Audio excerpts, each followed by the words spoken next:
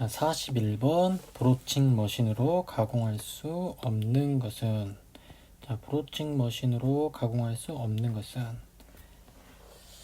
자, 먼저 브로칭 머신은 뭐냐면 우리가 이제 가늘고 긴 일정한 단면 모양을 가진 공구에 많은 날을 가진 브로치라는 게 있는데, 여기 보시면 자, 가늘고 긴 일정한 단면을 가진 공구에 많은 날을 가진 브로치, 이런 절삭 공구를 이용해서 우리가 내면이나 외경에 필요한 형상의 부품을 가공하는 절삭 방법을 우리가 이제 브로칭이라고 하는데, 여기 보시면 제가 우리가 브로치에 대해서 한번 나타냈습니다. 자, 브로치는 여기 보시면 지금 형상이 있는데, 지금 보시면 이 브로칭의 모습대로, 이 형상대로 가공하는 방법입니다.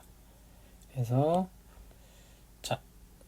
자, 예를 들어 뭐 스플라인 홈이라든지, 그 다음에 뭐 다각형의 구멍, 그 다음에 둥근 구멍 안에 키홈, 이런 것들이 아까 브로칭 모양으로 인해서 가공할 수 있고, 우리가 베어링용 볼, 이런 볼은 가공을 할 수가 없습니다. 그래서 브로칭 모신으로 가공할 수 없는 것은 베어링용 볼이 되겠습니다.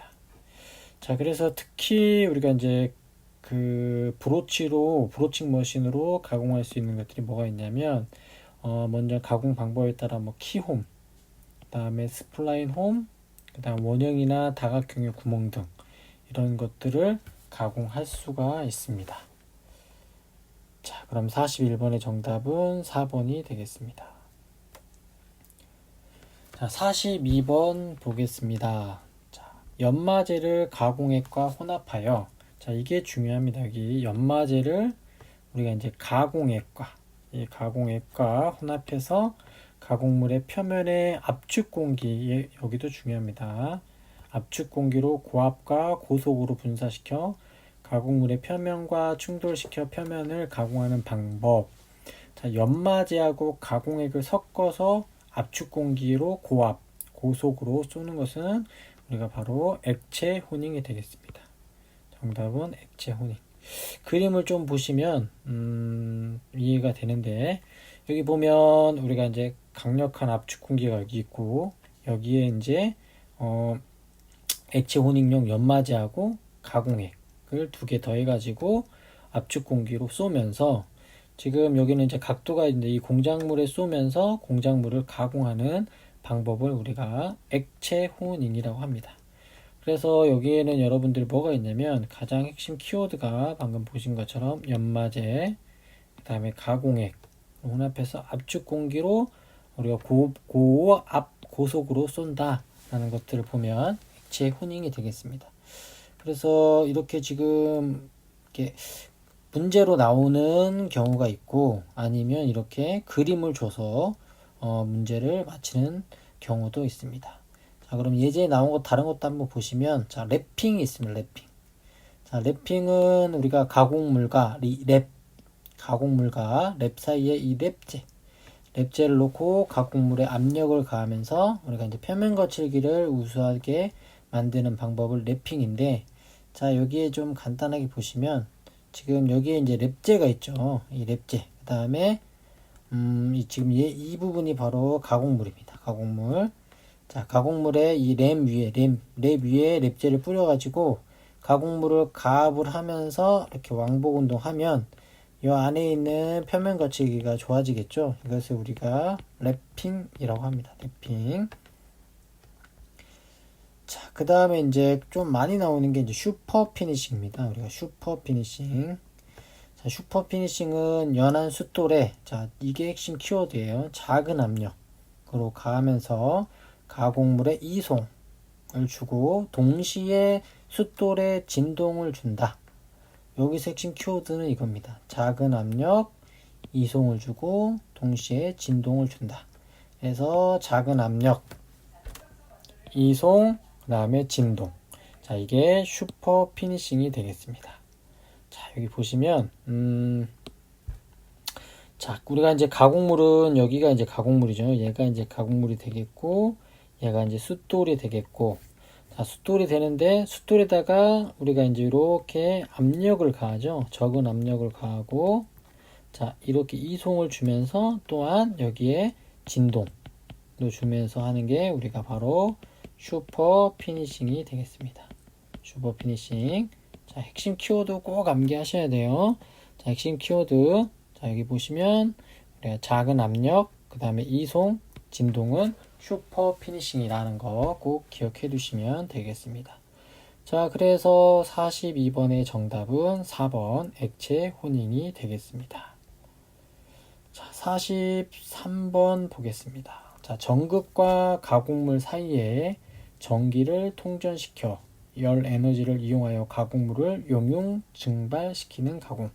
자, 여기 보시면 자, 전극 나왔고 그 다음에 가공물 사이에 전기를 통전시켜 열 에너지를 이용하여 가공물을 용융 증발시키는 가공법은 우리가 방전 가공이 되겠습니다. 방전 가공.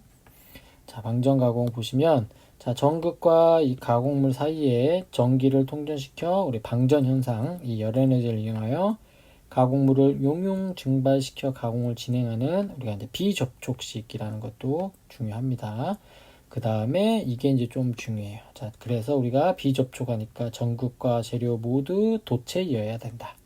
자, 부도체이면 안 됩니다. 우리 도체이어야 됩니다. 방전 가공에서는 전극과 재료 모두 도체여야 되고 그런 것들을 기억해 주시면 되겠습니다.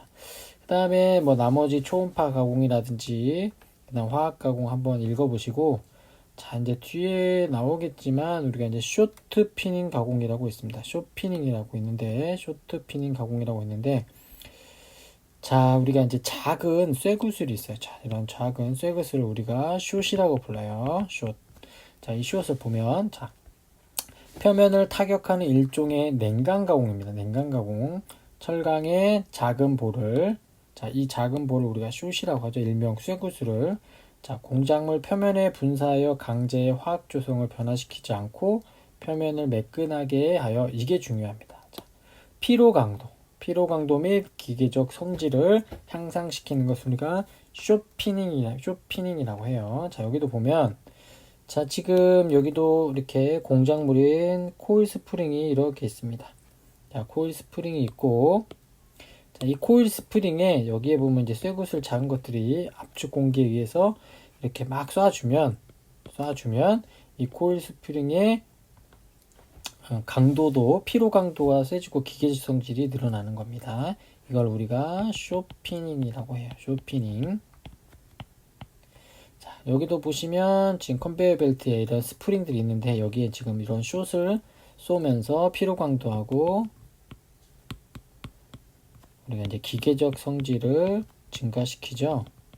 그래서 이것을 우리가 쇼피닝이라고 합니다. 쇼피닝.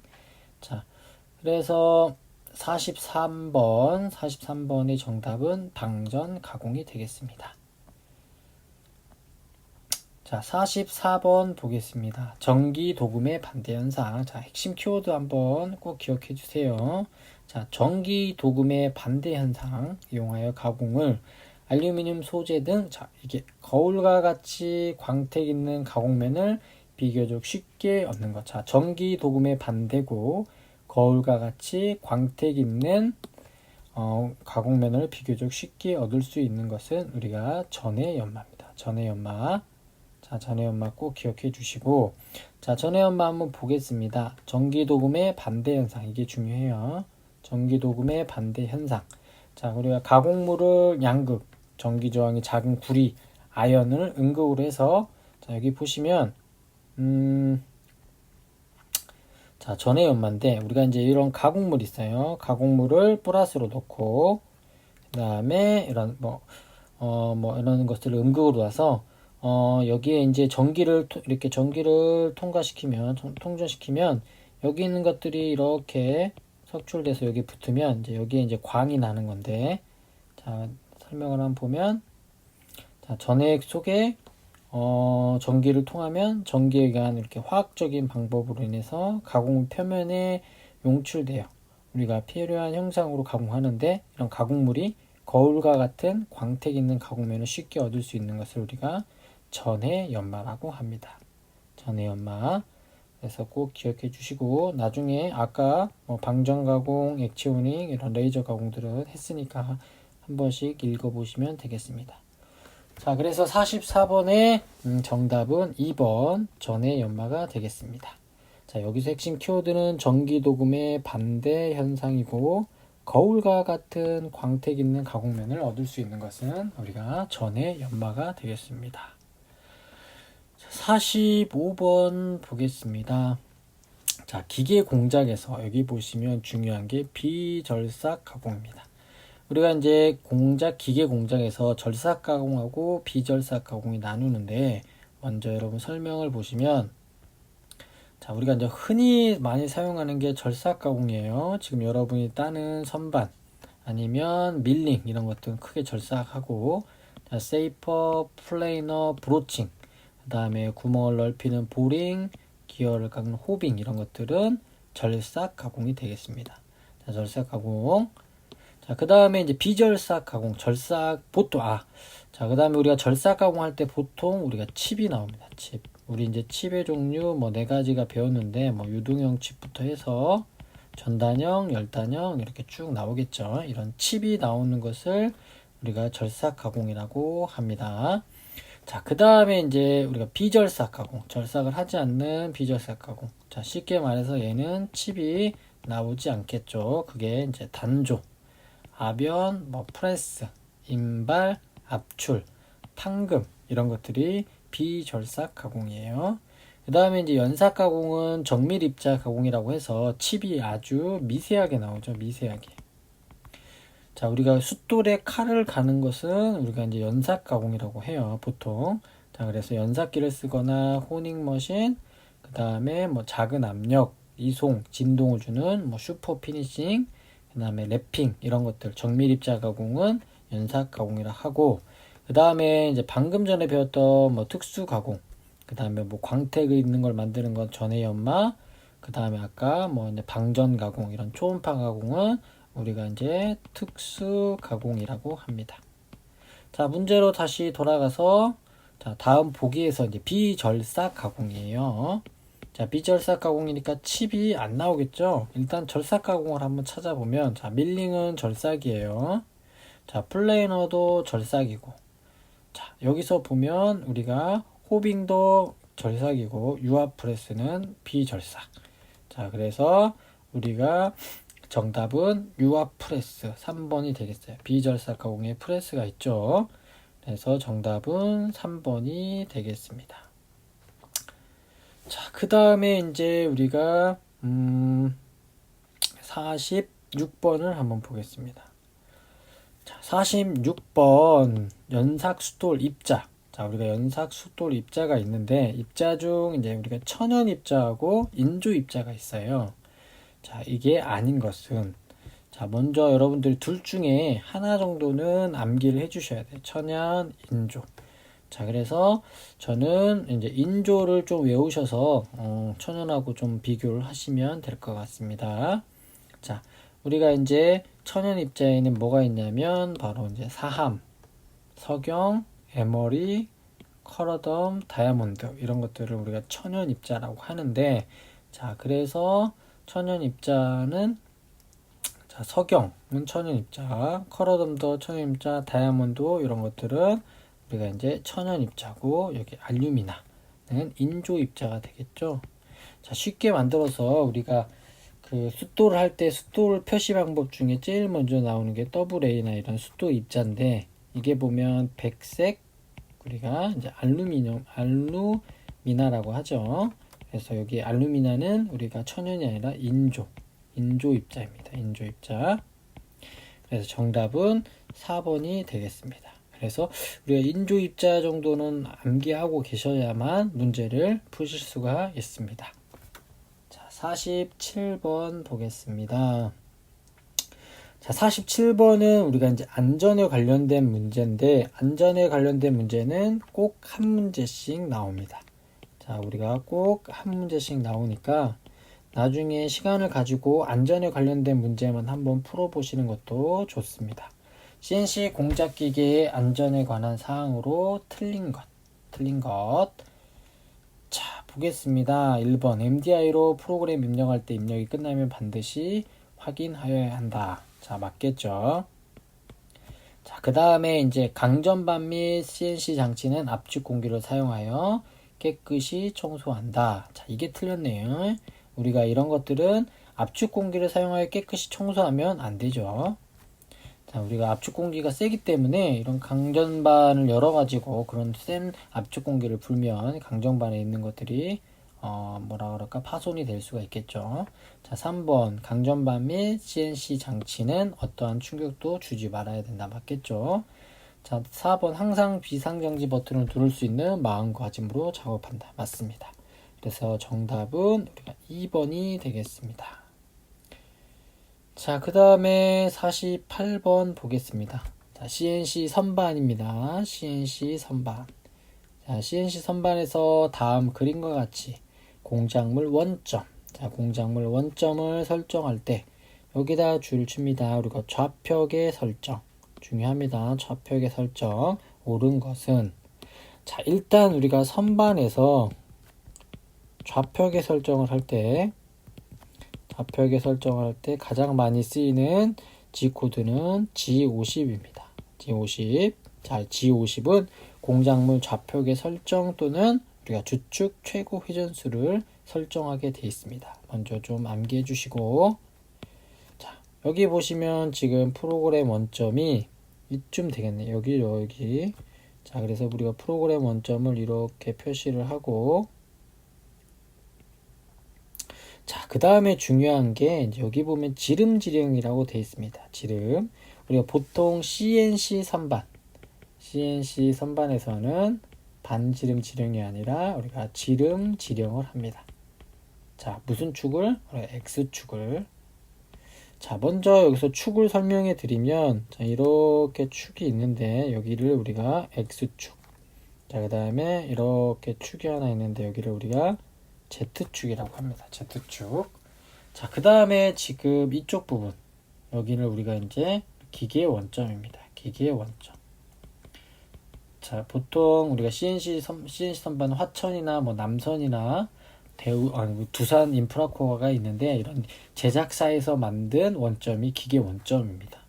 그래서 이 프로그램 원점하고 기계 원점의 사이의 거리를 우리가 공작물 좌표계 설정을 해주는데 먼저 G50이 되겠고, 자, X축으로 보면 지금 여기서 기계 원점까지의 거리가 지금 여기서 지금 100mm인데 우리가 이제 지름을 쓰죠. 지름. 얘는 지금 반지름인 거죠. 반지름이니까 지름이니까 2배. X는 200점이 되겠고, 자, Z는 지금 여기서부터 여기까지의 거리니까, 자, Z는 200이 되겠습니다. 200점. 자, 그래서 공작물 좌표계 설정으로 옳은 것은 정답은 바로 G50, X200, Z200. 자, 그래서 정답은 4번이 되겠습니다. 그래서 이 G50 여러분들 꼭 기억해 두셔야 돼요. CNC 선반에서 G50은 공작물 좌표계 설정과 기능과 그 다음에 이제 우리가 주축 최고 회전수 설정이 있습니다. 자, 이것들은 꼭 기억해 주시면 좋을 것 같습니다. 그래서 기계 원점에서부터 공작물 좌표계까지의 거리를 나타내는 게 공작물 좌표계 설정인데, 이때 주의한 게 X는 우리가 지름으로 지령한다. 꼭 기억해 주세요. 여기 100이니까 지름으로 200이라는 거 기억해 주시면 될 것 같습니다. 자, 그래서 정답은 4번이 되겠습니다. 자, 49번 보겠습니다. 자, 49번. 자, CNC 가공에서 토크 리미트 알람. 자, 우리가 이제 나중에 우리가 이제 CNC 선반 이제 실기를 하실 때 제어판에 모니터에 이런 알람 리스트가 나옵니다. 자, 이런 알람 리스트를 보고 여러분들이 원인을 파악해야 되는데, 자, 그래서 제가 친절하게 CNC 가공에서 일반적으로 발생하는 알람을 여기에다가 해놨습니다. 그래서 이거 정도는 암기를 하셔야지만 나중에 실기시험 볼 때도 큰 도움이 되실 겁니다. 자, 먼저 보면 토크 리미트 알람. 자, 먼저 보시면 이제 좀 영어 정도를 해야 되는데, 자, 8번에 보면 자, 토크 리미트 알람이니까 충돌로 인한 안전핀이 파손됐다고 합니다. 그래서 AS를 연락을 해야겠죠. 자, 먼저 일단 정답부터 보시면, 자, 정답은 충돌로 인한 안전 파손 1번이 정답이 되겠습니다.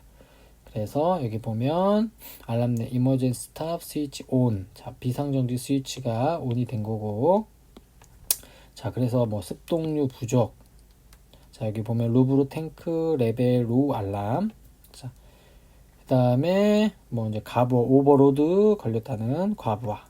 그다음에 PS 알람, OT 알람. PS 알람 프로그램 알람이고, OT는 OT 같은 경우는 이제 오버됐다는 거겠죠. 금지 영역. 그 다음에 이머젠스 비상정지 리밋 스위치가 작동했다는 거고, 그 다음에 스핀들 주축이죠. 알람에 관련된 것들입니다. 그래서 자주 나오는 알람 여러분들이 암기해 주시면 될 것 같습니다. 자, 그 다음에 이제 50번 보겠습니다. 자, CNC 선반에서 그림 B에서 자, C로 경로의 가공 프로그램 중 틀린 겁니다. 틀린 거. 자, 이제 우리가 먼저 여기가 지금 프로그램 원점이 되겠습니다. 프로그램 자, 원점이 되는데, 자, 이제 먼저 여러분들이 우리가 CNC 선반에서 지령할 때는 크게 세 가지가 있습니다. 그러니까 절대 지령, 그 다음에 증분 지령, 그 다음에 이제 혼합 지령이 있습니다. 혼합 지령. 이 세 개가 있는데, 자, 절대 지령은 뭐냐면 여기 보이는 지금 이 프로그램 원점을 기준으로 해서 여기를 기준으로 해서 지령하는 것이고, 자, 증분 지령은 예를 들어 지금 B에서 C를 간다. 그러면 이 B가 원점이 되는 겁니다. 이 B가 원점이 되는 겁니다. 예를 들어 이렇게 해서 이렇게 간다. 그럼 여기가 이제 프로그램 원점이다. 그러면 절대 지령은 우리가 이제 절대 지령은 여기가 A, 여기가 B, 여기가 C, 여기가 D, A, B, C, D, D로 하면 이 기준 프로그램 원점을 기준으로 여기 있는 것들을 지령 값을 써주겠죠. 이 지령값을 써주는 걸 우리가 절대 지령이라고 하고, 자, 증분 지령은 예를 들어 B에서 C로 갈 때는 이 B가 원점이 되고, 또 하나 이 C에서 D로 갈 때는 이 C가 원점이 되는 겁니다. 자, 쉽게 말해서, 자, 지금 증분 지령은 이 B에서 C로 가니까 이 B가 원점이 돼서 지령하는 겁니다. 단 증분 지령일 때, 자, 그 다음에 이제 먼저 보시면 이 혼합 지령은 위에 말한 절대하고 그 다음에 증분하고 섞어서 쓰는 겁니다. 자, 그런데 자, 우리가 이제 이 절대 지령을 쓸 때는 X하고 Z를 쓰고, 증분 지령을 쓸 때는 U하고 W를 씁니다. 자, 여기다가 한번 그려보면 이렇게, 자, 여기 보면 절대, 그 다음에 증분. 자, 이렇게 나누면 절대일 때 X하고 Z, 증분일 때는 U하고 W를 씁니다. 자, 그러면 여기 보시면, 자, 일단 절대 지령. 자, 먼저 좀 지워보도록 하겠습니다.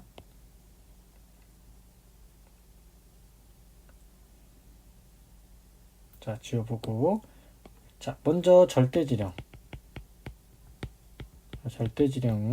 자, 일단 B는 X가, 자, 먼저 여기다 축을 먼저 쓰면 여기는 X축, 그다음 여기는 우리가 이제 잘못했습니다. 자, 여기가 Z축, 여기가 X축이 되겠습니다. 그래서 절대 지령은 이 프로그램 여기를 원점으로, 자, B는 X는 20. 자, 지름지령이니까요. 그 다음에 Z는 마이너스 15가 되겠습니다. 자, C는 X는 자, 여기가 지금 60이니까 60, Z는 15하고 35니까 마이너스 40에 50이 되겠죠. 마이너스 50. 자, 이렇게 됐습니다. 그러면 절대지령은 어떻게 지령하냐면 일단 직선이니까 G01을 써주고 X는 60, Z는 마이너스 50. 자, 이렇게 써주면 되겠습니다. 이게 바로 절대지령이 되겠습니다. 자, 증분지령. 증분지령은 자, B점이 바로 기준이 되겠죠. 그래서 G01 써주고, 자, 증분이니까 일단 X는 U로 써줍니다. 자, X가 지금 여기가 지름이 20에서 60으로 늘어났으니까 여기가 바로 40이 늘어났네요. 그래서 20에서 60이 늘어났으니까 40. 자, 그 다음에 B가 이만큼 가야겠죠. 여기를 원점으로 해서 B가 원점으로 해서 C로 가니까 35. 그래서 W는 마이너스 35점이 되겠습니다.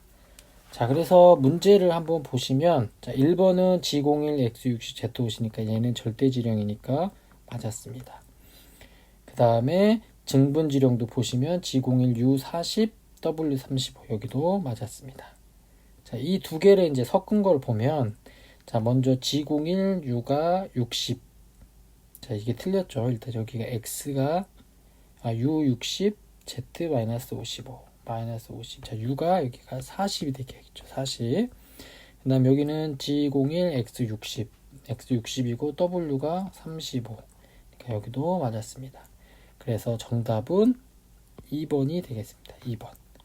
자, 그래서 뒤에 보시면 제가 설명을 해놨어요. 자, 절대지령은 프로그램을 원점으로, 자, 프로그램을 원점으로 좌표값을 입력하는 거고, 증분은 현재의 공구 위치. 지금 B에서 C로 가니까 B가 원점이 되면서 그걸 기준으로 증분값을 입력하는 걸 증분이고, 이런 절대하고 증분을 같이 쓰는 것을 우리가 혼합지령이라고 합니다. 자, 그래서 50번의 정답은 2번이 되겠습니다.